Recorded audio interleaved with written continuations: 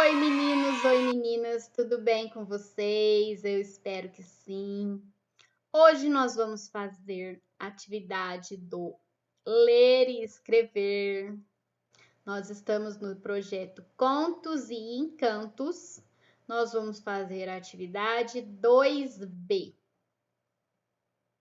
Na última aula, a gente parou a leitura na parte que a bruxa estava matutando sobre o fato do mercador ter vendido para ela um caldeirão com defeito porque ele estava furado.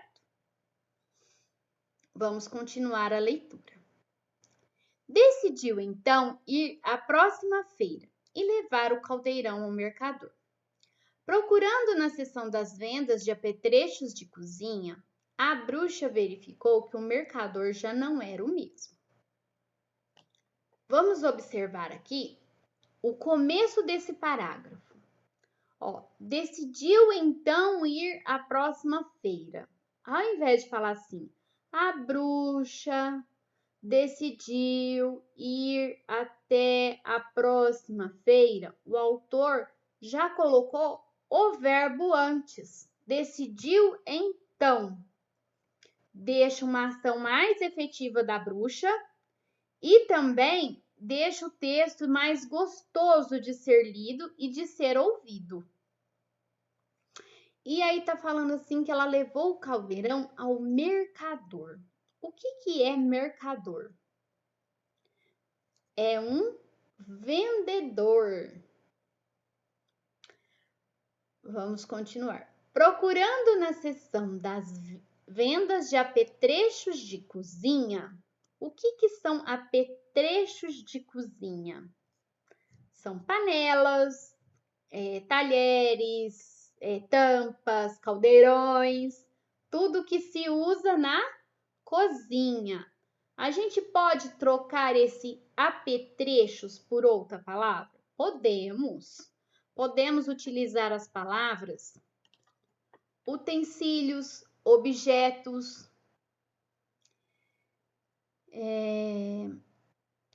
A bruxa verificou. Ao invés do autor escrever a bruxa percebeu, a bruxa viu que o mercador já não era mais o mesmo, ele escreveu verificou. Para quê? Para deixar o texto mais interessante de ser lido. Era neto do outro e, claro, não se lembrava e nem podia das tropelias comerciais do seu falecido avô. Por que o autor colocou esse nem podia entre travessões? Por que ele não podia, o neto do mercador não podia se lembrar que das tropelias, das travessuras comerciais do seu falecido avô? São pessoas diferentes, não tem jeito de uma lembrar do que a outra fez, entendeu? Por isso que a autora utilizou o nem podia. Aí a bruxa chegou lá e ficou desapontada. Quais palavras aí a gente pode substituir a palavra desapontado? O que é ficar desapontado? Ficar desapontado é ficar desiludido, decepcionado, enganado. Nesse caso, a gente pode substituir a palavra desapontada no texto por decepcionada e não perde a qualidade o texto. Ele vai continuar rico, porque decepcionada é uma palavra bonita de ser escrita. Perguntou-lhe, todavia, o que podia fazer com o caldeirão furado. O marcador mirou, sopesou-o com ambas as mãos e disse: quando o autor fala assim, mirou, ele mirou ou ele olhou. Ele olhou o caldeirão. Ele sopesou o caldeirão. O que será que é sopesar? Sopesar é calcular o peso com as mãos. E tá escrito ali, ó, mirou o, sopesou o. O que é esse o aí? Ele é uma palavra que vai uma palavra não, no caso é um pronome, que vai substituir o quê? O caldeirão. Já pensou se a gente está escrevendo e coloca assim, ó? Mirou o caldeirão, sopesou o caldeirão, vai ficar muito repetitivo. Então a gente utiliza os pronomes, nesse caso o, para se referir ao caldeirão. Então, mirou o, sopesou o com ambas as mãos e disse. Ele está bom para você pôr no pé da horta, a fazer de vaso. Com os pés de sardinheiras, ficava bem bonito. O que significa a fazer de vaso? É fazer do caldeirão um vaso. É esse caldeirão que vai virar vaso, ele vai ser inutilizado como caldeirão, não vai? Vai.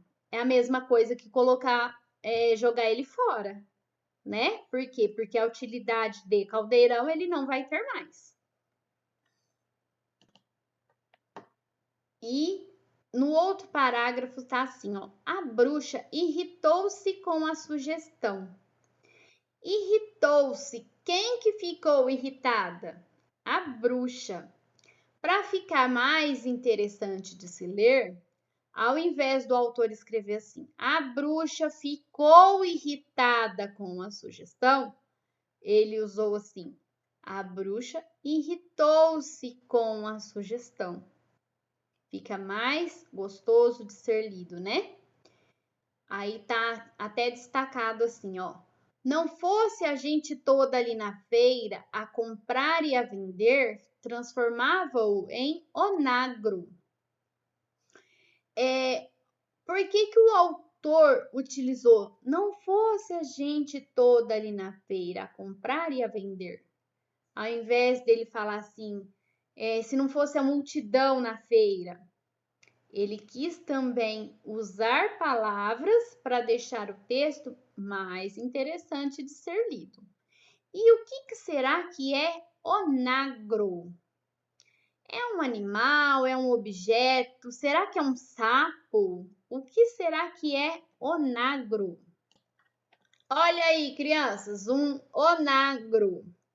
Ele é da mesma família que o cavalo, que o burro. Tá bom, crianças? Quando eu li a primeira vez, eu imaginei que era um ogro. Aí eu fui procurar e vi que é este bichinho aqui do lado. Ó, que interessante.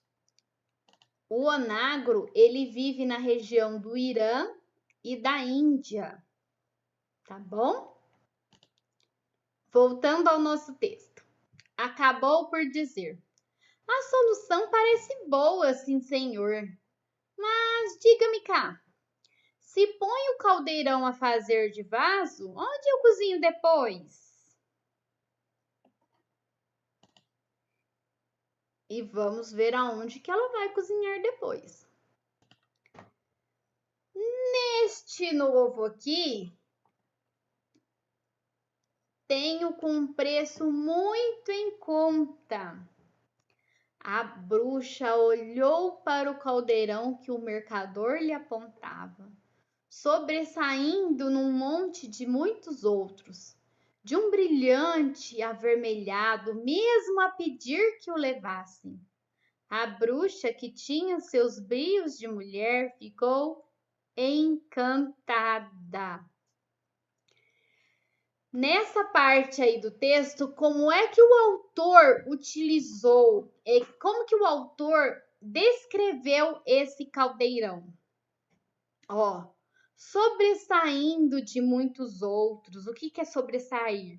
É aparecer mais de muitos outros. De um brilhante avermelhado, mesmo a pedir que o levassem. Quando vocês veem todas essas descrições do caldeirão, até vocês ficam com vontade de comprar um caldeirão assim, não fica? Imagine o jeito que ficou a bruxa. Ela ficou encantada com o caldeirão. O mercador aproveitou a ocasião para tecer os maiores elogios ao artigo. O que é tecer? Ele está falando sobre os maiores elogios ao artigo. O que é esse artigo? O que é o artigo, terceiro ano? É o caldeirão. Gabando a dureza, a grossura do cobre, os rendilhados da barriga, o feito da asa em meia-lua, a capacidade e o peso, tão leve como um bom caldeirão podia ser, fácil de carregar para qualquer lado. Aí a bruxa falou assim: pois bem, levo. Como que o mercador está descrevendo este caldeirão? Ele é um vendedor, ele tem que vender o produto dele. Então ele fala assim: que o caldeirão ele tem uma dureza muito forte, ele é muito forte. Ele tem o cobre grosso, tem rendilhados na barriga, a asa é em meia-lua, é grande, é leve como um bom caldeirão, é fácil de carregar. Ele está tentando convencer a bruxa a levar. Mas a bruxa ela já estava encantada pelo caldeirão faz tempo. E aí o mercador esfregou as mãos de contente. E aí a bruxa falou assim: mas aviso, ó, aviso-o. Ela podia ter falado assim, mas eu vou te avisar. Mas ela escreveu, para ficar mais interessante de ser lido, o autor usou as seguintes palavras: mas aviso, se lhe acontecer o mesmo que ao outro, pode ter certeza de que o transformarei em sapo. O mercador riu-se do disparate enquanto embrulhava o artigo. O que é disparate? É tolice, uma coisa que aparentemente nunca vai acontecer. Então ele riu falando assim: como que vai transformar eu em sapo? O caldeirão nem vai furar, né? E aí ele estava rindo. Enquanto embrulhava o artigo, novamente, o que é artigo? Caldeirão. Ao invés do autor escrever novamente a palavra caldeirão, ele utilizou a palavra artigo. Os anos foram passando e a bruxa continuou o seu labor. O que é labor? Ela continuou o seu trabalho. Até que um dia deu por um furo no novo e agora velho caldeirão. O que o autor quis dizer com isso? Que o caldeirão era novo, mas que com o uso ficou velho.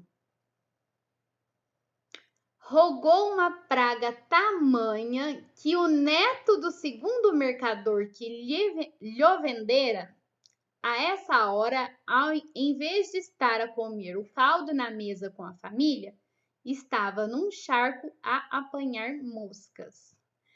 O autor, ele é um autor português, né? Em Portugal, a gente usa muito essa expressão lho vendera. Lho, usa muito. Em substituição do lhe, que é vender a ela, no caso, a bruxa. E essa parte aqui, ó, que ao invés do neto do mercador estar a comer o caldo na mesa com a família, estava num charco a apanhar moscas. O que quer dizer isso? O que aconteceu com o mercador? A bruxa jogou uma praga tão grande no neto do mercador que transformou ele em um sapo. O autor falou que ele foi transformado num sapo? Não, ele escreveu o quê? Estava num charco a apanhar moscas. Entenderam?